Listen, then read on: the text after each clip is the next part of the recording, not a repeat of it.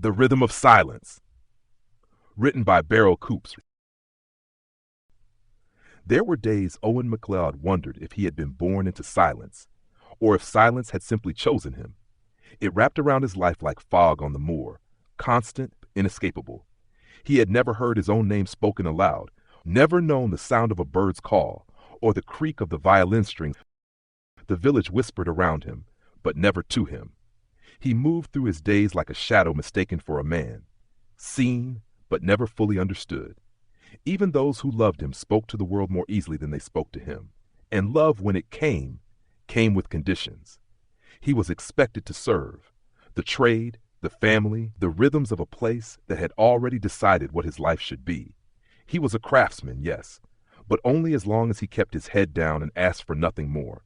But he did want more, not to be pitied, not to be tolerated, but to be seen, to live a life that wasn't narrowed by the sound he lacked, but expanded by the beauty he could still create. The mist clung to the hills like mud to a boot, ever persistent, never quite willing to go. Morning in the Highlands didn't so much arrive as settle in, quiet and gray, as though even the land respected the hush that lived in Owen MacLeod's world. Smoke curled lazily from the chimneys of the stone cottages, mingling with the low clouds that swirled over the glen. It was a silence the village expected at this hour. But for Owen, silence wasn't a morning ritual. It was the only language he had ever known. Not absence, not lack, just presence in a different shape. He stood at the edge of the loch, where frost traced the reeds in delicate white lace. The earth was still, the air brittle. In his hands, he held a violin freshly carved from the split heart of a spruce, its varnish catching the dawn like melted gold. His fingers, calloused, flecked with pine dust, moved over the scroll with reverence, not as though tuning an instrument, but as though conjuring a memory he was afraid to lose. He couldn't hear the bow's movement against the strings, but he felt it, every vibration humming through his bones, every note like a secret only his body could understand. Behind him, Drumfairn began to stir. The blacksmith's bellows hissed. A dog barked once, then again. The chapel bell tolled faintly. Counting time no one seemed to care about. Yet none of it reached Owen, not in the way it reached others. He turned toward the narrow path home, the violin cradled in the crook of his arm like something more fragile than wood. It had taken weeks, perhaps longer, to carve those curves, inlay the purfling, and coax that polished warmth from dead timber. This one wasn't for sale. This one had a name, but no one had heard it, not even him. The workshop door creaked open as he approached. A shadow blocked the threshold. Still fiddling with that thing? His uncle's voice was rough as cut stone. Donald MacLeod, broad-shouldered, beard streaked with silver, face weathered by years of wind and silence, stood with arms folded like an old gate that rarely opened. His words weren't cruel, not exactly, just tired, the kind that weighed more than they needed to. Owen said nothing. He tilted his head, reading the shape of Donald's mouth, then gave a single nod, a reflex, a small surrender. The violin shifted slightly in his arms as if sensing the cold in the man's voice. Donald's face twitched, not quite a wince, not quite a frown, more like something unsaid pressed too long beneath the surface. He stepped back with a grunt and waved Owen inside. Within, the air was warm with the smell of sawdust and oil, familiar as breath. Tools rested where they'd been left, wooden forms scattered like ideas halfway finished. Here, Owen found rhythm, not of music, but of creation. A cadence of grain and edge and feel. This was where things made sense, where silence wasn't a void, but a place of precision and patience, where wood, when listened to properly, could sing.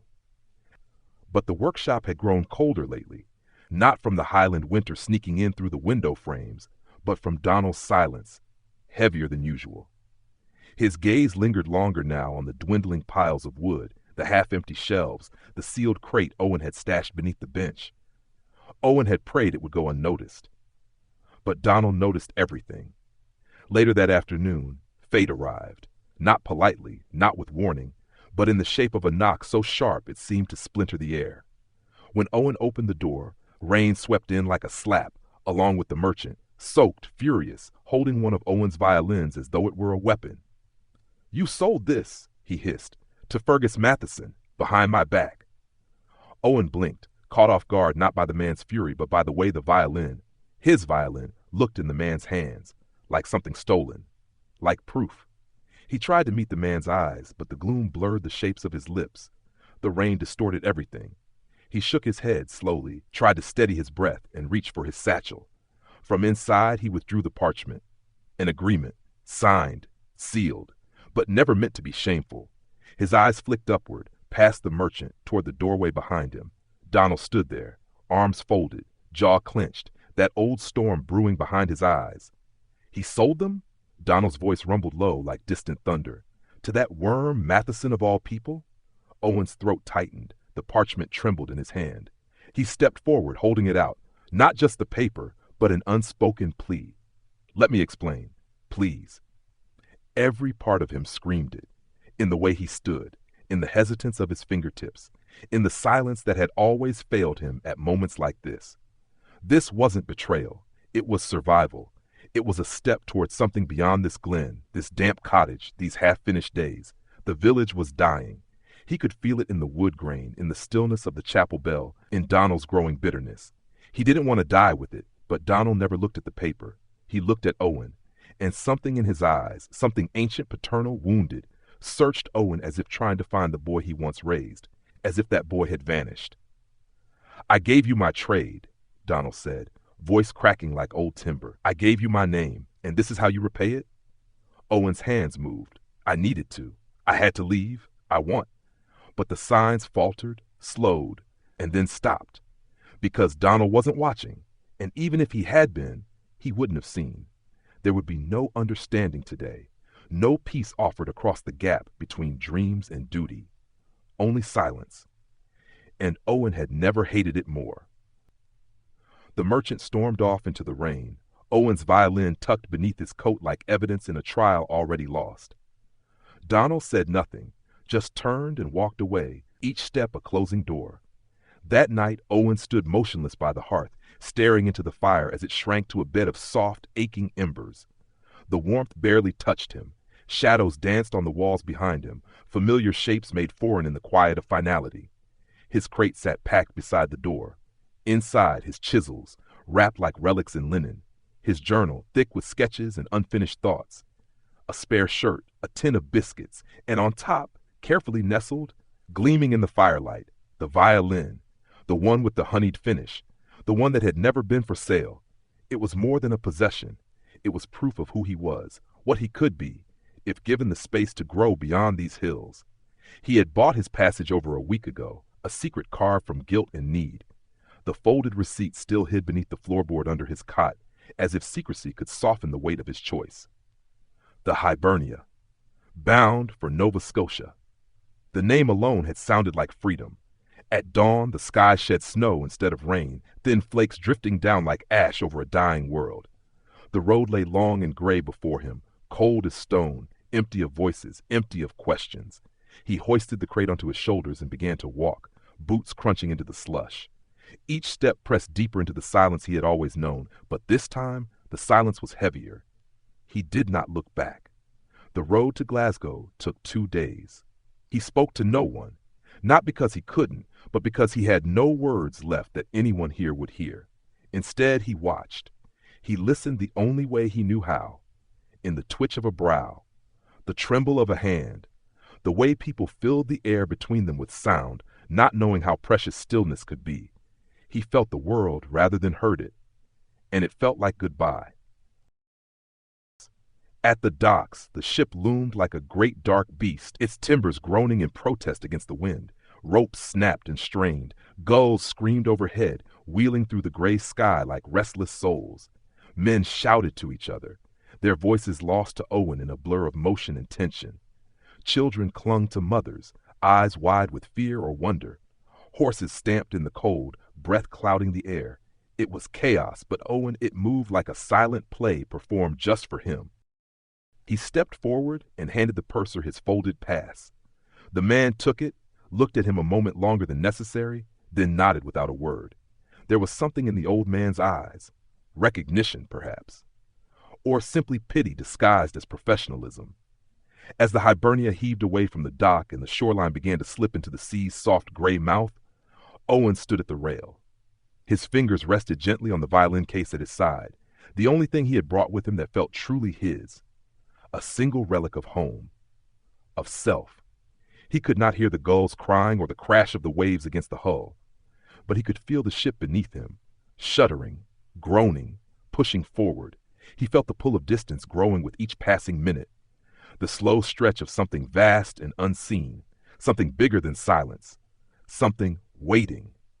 It didn't take long for the stench of humanity to settle thickly in the belly of the Hibernia, salt, sweat, sickness, and the sour breath of fear. Owen had known hardship, harsh winters that gnawed at the bone, long, thankless days hunched over his workbench, carving wood by instinct and memory, loneliness that pressed down like snow-heavy skies. But nothing had prepared him for this, the crush of too many bodies in too little space, the flicker of oil lamps that cast more shadow than light, and the relentless lurch of the sea gnawing at the weak and the weary. He kept to himself. He had to. Every attempt at connection was a silent play gone wrong. Gestures misread, mouths that moved too fast for meaning. Faces shifted from curious to uncomfortable to cold. And when the first joke came, a sneer, a mocking sign, a whispered curse passed between men like a flask, he didn't need to hear it. He saw it. The looks, the nudges, the way laughter moved through a crowd like smoke, invisible but suffocating. So Owen turned away, let them speak, let them scoff and dismiss. They had sound, but sound had never been loyal. It was slippery, faithless, and often cruel. He had silence, and silence had never betrayed him. 3 days out from port, the Hibernia was swallowed by the open throat of the Atlantic. The horizon vanished beneath a shroud of gray. Wind screamed through the rigging like wolves too long chained. Rain came at them sideways, hard as nails, while the ship groaned, its soaked timbers creaking like old bones under strain. The sea no longer rocked the vessel. It clawed at it, dragged at it, like something trying to pull them back down. Below deck, the air thickened, with fear, with sickness, with the sour stench of wet wool and rising panic. Children whimpered in the dark, little hands clutching tighter to exhausted mothers. Men cursed the storm with breath already ragged from days of damp and salt. Women crossed themselves and clung to rosaries, murmuring prayers into the stale air. Hope was wearing thin. Owen sat with his legs braced against the rolling floorboards, his violin case clutched tight to his chest, not like a possession, like a tether, something real in a world threatening to come apart. Then, shouts, movement, a commotion near the back of the hold. 2 men squared off, voices raised, fists half drawn. Owen turned, eyes narrowing. A 3rd man intervened, a broad brute with a face carved from cruelty, sailor's cap tilted low. He pulled the pair apart with too much enjoyment, barking something that drew a sharp collective laugh from the cluster around him. Then Owen saw it, just a flicker, one of them looking his way. Then another, not for long, not overt, but enough to know the mood was shifting, enough to know who might be next. By morning it was clear. Someone had pissed on his blanket, deliberate, unmistakable, and foul. His water ration, too, was gone. He found it all as he woke. The stench, the absence, the quiet cruelty of a message sent without words. No confrontation. Just the kind of punishment that came from cowards who preferred to humiliate in the dark. Owen said nothing. He made no complaint, no gesture, no attempt to defend or accuse. He wiped the salt from his face, shouldered his coat, and moved through the cramped passageways like a ghost, unseen, unneeded, unwelcome, and yet unbroken. It was on the 5th night that he saw her, or rather, he saw movement in the dark. Just a flicker, a shifting shadow between 2 barrels near the cargo hatch. Maybe a rat, he thought at first, but rats didn't curl tighter when seen. They didn't tremble. He moved closer, crouching low despite the ache in his knees from days of hard planks and damp cold. In the half-light he saw it more clearly now, a bundle of clothes, sodden and motionless. Then it moved, a small body shrinking into itself, thin arms wrapping tighter. A child. She looked no older than 6. Hair wild and matted, eyes too large for her face. Her cheeks were hollow, skin pale and clinging to bone, clothes soaked through to the skin. She looked like she had been born of the sea and spat back out. He raised both hands slowly, palms open, no threat. His breath caught somewhere between caution and instinct. Her eyes darted from his hands to his face. Gently, he pointed to his chest. Owen. She said nothing. He tried again, tapping twice. Owen. Her lips moved, but no sound came. Then, after a long pause, one small finger pressed to her own chest. Beata, something shifted in Owen's chest. It wasn't pity. It wasn't even sadness. It was recognition. She was like him. He signed slowly, awkwardly. Are you hurt? Beata watched his hands, eyes narrowed with focus.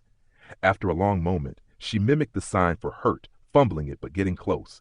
Then she shook her head. No. Owen slipped a hand into his coat, pulled out the crust of bread he'd saved from breakfast. Before he could even offer it properly, she snatched it with both hands and devoured it in frantic bites. She was starving. That much was clear. And she was alone, utterly, brutally alone, just like he had been. And she was like him. She lived in a world of silence. From that moment on, Beata became his shadow. Each morning he'd find her, sometimes curled beside his bunk like a kitten in search of warmth, sometimes perched by the edge of the lower deck, gazing out at the endless black sea as if it might open its mouth and swallow her whole. She never spoke, not a whisper, not a sound. But her eyes missed nothing. She watched everything. The way he moved, the way he shaped scraps of wood with his knife, turning them into boats, deer, angels. He gave her a rabbit, small, smooth, no bigger than her palm. She gave him a drawing of a tree, charcoal on the back of an old shipping manifest. The lines were clumsy, but there was heart in it. Roots that stretched deep, branches that reached wide. They didn't speak, but they understood. And for the first time since the ship left port, Owen didn't feel invisible. At night, when the storm had finally spent itself and the ship moaned only with memory, Owen would sit with Beata in the shadows, the two of them carved from stillness. He'd tighten the strings of his violin with slow, careful hands, checking each one by feel. Then he'd set it between them, and wordlessly, Beata would place her palm on the smooth, curved belly of the wood. He drew the bow across the strings. She closed her eyes, not out of fear, but wonder. The vibrations traveled through the body of the instrument, into her hand, into her chest, into whatever part of her was still tender enough to believe in beautiful things. The music lived in her skin, just as it did in his bones. And in those moments, those quiet, trembling moments, Owen did not feel alone. But peace is always a temporary gift. A week later, it was torn from them. The steward, a man built like a storm cellar with boots like anvils and a face like overboiled meat, had long nursed a quiet disdain for Owen. Maybe it was the silence. Maybe it was the way Owen held his head up, even when others bowed theirs. Whatever the cause, the resentment found its crack. Beata had been spotted near the storage crates, nibbling a piece of dried apple motes Owen had slipped her earlier that day. She hadn't even finished it before the steward's bellow cut through the air. He roared, crossing the hold in 2 thunderous strides, his hand snapping around her wrist.